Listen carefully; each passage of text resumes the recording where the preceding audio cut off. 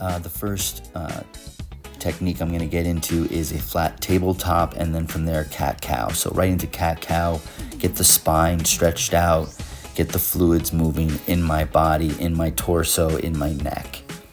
From there, I'm going to go into a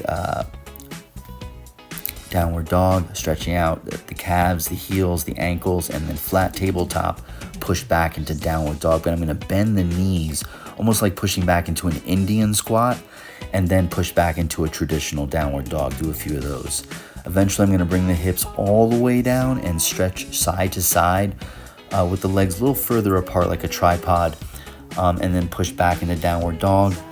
And then child's pose, sway side to side, get the internal, external obliques.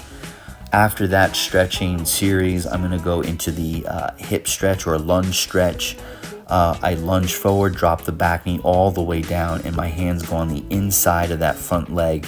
And from there, I can move forward and back in a circular motion, getting the hip and the torso involved, hamstring, and so on. From there, I can do a twisting motion and get the torso involved, twisting in towards the leg and out, outward. And then from there, lunge out. Same thing on the other side, big lunge forward, drop the back knee, hands go on the inside of that front leg. Again, addressing the hip flexors, hamstrings, everything really in that front leg or that side of the body. And then the twisting motion, getting the torso involved. From there, you can also hold a warrior position, get the upper body more engaged, and from there, lunge out. The next stretch or technique I'm going to engage with is the kettlebell get up. For here, this particular day, I'm just going to do a naked get up, which is a kettlebell get up with no weight. I'm using my slipper.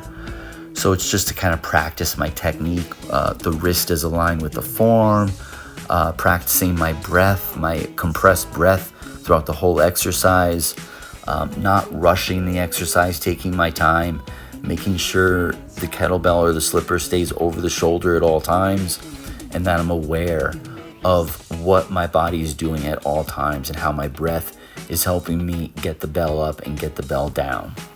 If I do this exercise on one side, I've got to do it on the other to keep things even. So just evening things out. Again, great technique for building core strength and total body strength, really. Every muscle is engaged in this one. Once I make it to the ground, I'm good to go. And then finally, in this warm-up series, I'm going to do a face-the-wall squat.